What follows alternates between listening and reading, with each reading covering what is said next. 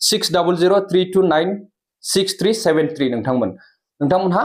मबेबाफोर जायगायाव नुसनोब्ला हमथानानै बे नाम्बाराव कन्टेक्ट खालामबानो जाबाय लोगोसे आंखौबो कन्टेक्ट खालामनो हागोन नोंथांमोन खुलुमबाय आङो दिनै मोनसे फिन जाथायनि सायावहाय मोनसे गोदान भिडिअ लानानै फैदों दा बिनिखायनो नोंथांमोनहा बे भिडिअखौ जेसेबां हायो एसेबां शेयार खालामनानै हो दा बावैसो माने जोंनिनो सासे बर' लाइमोना फिन आन्दायनानै दं एबा ट्रेननिफ्राय गोमानानै दं बिनि फारसे आङो बे भिडिअखौ लाबोदों नखरनि खावलायनायावहाय दा बे जाथाया क'क्राझार डिस्ट्रिक्टनि जाथाय नोंथांमोन दा नोंथाङा बेनिखायनो बे भिडिअखौ जेसेबां हायो एसेबां शेयार खालामनानै हो जाहाथे नोंथांनि बे शेयार खालामनायावहाय जोङो गुबुन सासेखौ मदद होनो हायो एबा बिथांनि नखरखौ जोङो हेफाजाब होनो हायो नङा होमबा रायजोफोर दा नोंथाङा नायदों बड' टुब इउ आंनि मुङा अमृत बसुमतारी जाय बिथांमोनहा आंनि चेनेलाव गोदानै भिजिट खालामदों नोंथांमोनहा प्लिज चेनेलखौ साबस्क्राइब खालामनानै हो आरो जाय बिथांमोनहा अलरेडि चेनेलखौ साबस्क्राइब खालामखाबाय नोंथांमोननिसिम आंनि गोसो गोरबोनिफ्राय रोजा रोजा साबायखर बावनाय थाबाय आरो नोंथाङा बे भिडिअखौ जुदि फेसबुक पेज एबा फेसबुकआव नायदोंब्ला फेसबुकखौबो फल' खालामनानै होबानो जाबाय आरो जाय बिथांमोननो आंनि कन्टेक्टनि गोनांथि जायो नङा होमबा कन्टेक्ट नाम्बारनि जायफोरा मेसेन्जार एबा कमेन्टआवहाय बार बार आंनि मबाइल नाम्बार बिहरबाय थायो WhatsApp नाम्बार नोंथांमोनहा दिनैनि बे भिडिअआव मोननो हागोन बेनिखायनो नोंथाङा भिडिअखौ गुदिनिफ्राय जोबजासिम नायनानै होबानो जाबाय अब्लानो मोनगोन आरो नोंथाङा कन्टेक्ट नाम्बार लाखांनायनि उनावहाय आंखौ सिगांग्रो WhatsApp मेसेज खालामग्रो मानोना आङो मोनसे टाइम टेबल होगोन डाइरेक्टलि कल दा खालाम नङाबा माने आंहाबो माखासे बिजियाव थानाय जायो नङा होमबा खामानिफोराव बा डिउटियाव थानाय जायो आरो आफादनिबो खामानि मावनाय जायो बेनिखायनो नोंथाङा आंखौ सिगांग्रो WhatsApp मेसेज खालामग्रोबानो जाबाय दे बिदिब्ला नोंथांमोन भिडिअखौ स्टार्ट खालाम दिनै नोंथांमोन बे जाथाया क'क्राझार डिस्ट्रिक्टनि आङो खोन्थाखाबाय नङा होमबा सिगाङावनो बे जाथाया 23 मे 2024 बे दाननिनो 23 खालि माने जोंनि क'क्राझार डिस्ट्रिक्टनिफ्राय आंबो क'क्राझारनि ओंखायनो जोंनि होनबाय आं रायजोफोर क'क्राझार डिस्ट्रिक्टनिफ्राय माने 7 सुबुङा ट्रेनजोंहाय कन्याकुमारियाव थांनो होननानै फैदोंमोन मिथिबाय रायजोफोर दा बिथांमोननि टिकेटखौ नायोब्ला क'क्राझारनिफ्राय गाखोदों बेवहाय माने बिसिना खथाया जेनेरेलसो हा बे टिकेटआ जेनेरेलनिसो टिकेट आंनावहाय दङ बेनिफ्राय बेवहाय माने 18 बोसोर 20 बोसोर 19 24 27 बोसोरनि दा बे जाय बिथांमोनजों फैफादों बिसोरो माने गुबुन हारिनिमोन जायखौ बुङो जोङो बांगाल नङा होमबा बिसोरजों फैफादों नाथाय बे टिकेटआव जोंनि बे बर' सुबुंनि मुङानो गैया रायजोफोर नोंथांमोननो आं स्क्रिनाव दिन्थिगोन बे टिकेटखौ दा बियो माबोरैहाय फैखो माने बिसोरनि सोरनिबा टिकेटआव फैखो ना बोरैहाय फैफाखो बिसोरजों बुजिनो मोनलिया आङो नखराबो बुजिनो मोनाखै मानो होननानै बुंब्ला बेहाय बिनि नामानो गैया जेरावहाय टिकेटआव दा बियो बिथांमोनजों फैदोंमोन जयैनो सोरनिबा नामावहाय बेहाय सोरबा सासे फैयाखै खोमा दा बेहाय फैदोंमोन बे माबानिफ्राय फैदोंमोन बे ट्रेना डिब्रुगड़निफ्राय बेनिफ्राय लास्ट स्टपआ बे ट्रेननि लास्ट स्टपआ जाहैबाय बेखौबो खोन्थाहरनि आङो नागारकलि जंक्सन नङा होमबा बे तामिलनाडुनि दा बिथांमोनहा कन्याकुमारियाव थांनो होनना फैदोंमोन बे लास्ट स्टपमोन दा बिथांमोनहा फैयै फैनानै नखरनिफ्राय आंनिसिम माने मोनसे माबा हरदों स्क्रिनशट हा बैसोरो जायफोरजों फैफादों जायफोरा लाबोफादोंमोन बिथांमोनहा माने मोनसे स्क्रिनशट हरदों बे स्क्रिनशटआ जाहैबाय नैबे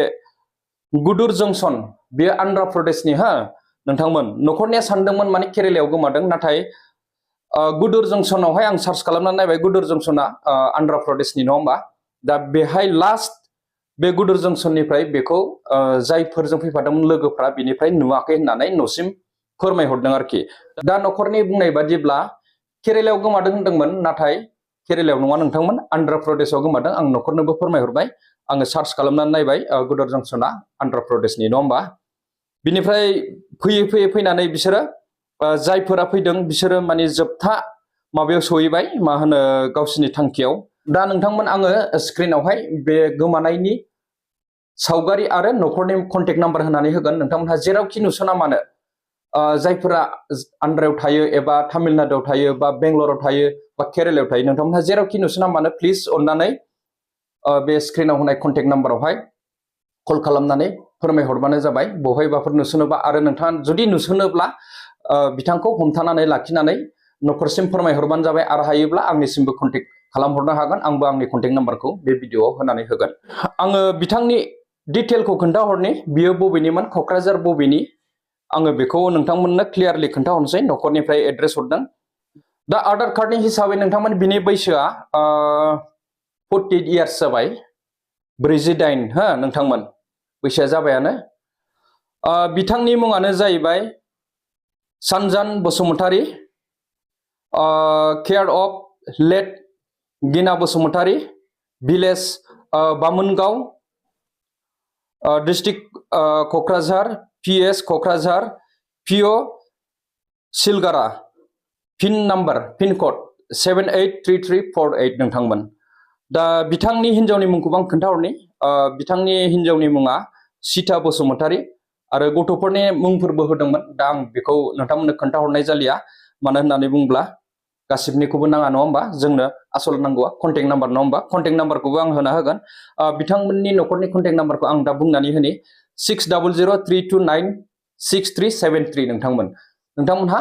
बबेबाफोर जायगायाव नुसनोब्ला हमथानानै बे नाम्बाराव कन्टेक्ट खालामबानो जाबाय लोगोसे आंखौबो कन्टेक्ट खालामनो हागोन नोंथांमोन दा जाथायाथ' जोबोद दुखुनांथाव नोंथांमोन बेफोरबायदि जाथाया खनले खनले जाबोगासिनो